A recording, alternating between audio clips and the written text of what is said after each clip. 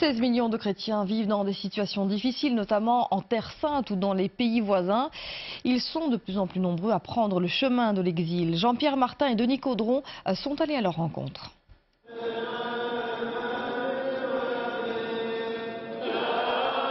L'atmosphère est particulière, propre aux rites orientaux.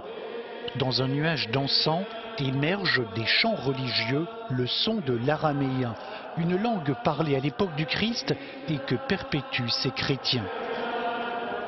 Nous sommes bien en Belgique, dans une église qui accueille ces catholiques qui ont dû fuir leur pays à cause de leur foi. Amir Chamoucha, le diacre, est arrivé de Syrie il y a presque un an. Oui, c'est vrai. Être chrétien aujourd'hui en Syrie, c'est difficile. Le patriarche chez nous ne veut pas trop que les chrétiens quittent, mais malheureusement quand la question se pose de vie ou de mort, là il n'y a rien à faire. Aujourd'hui, moi je pense que le fondamentalisme, comme je disais, le fondamentalisme qui pousse soit à faire fuir les chrétiens du Proche-Orient ou même les tuer.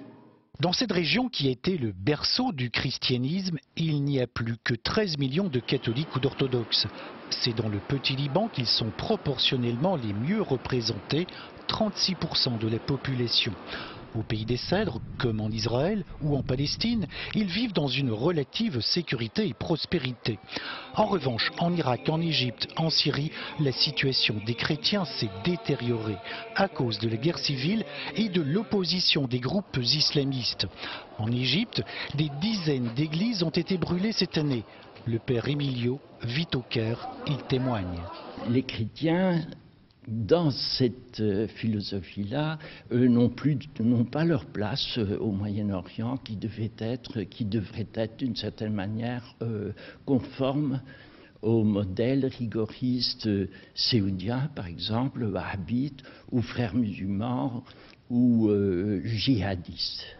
C'est pour cela que les chrétiens d'Orient doivent s'exiler vers les États-Unis ou l'Europe. Par leur foi très vivante, ils redonnent aussi vie à certaines de nos églises.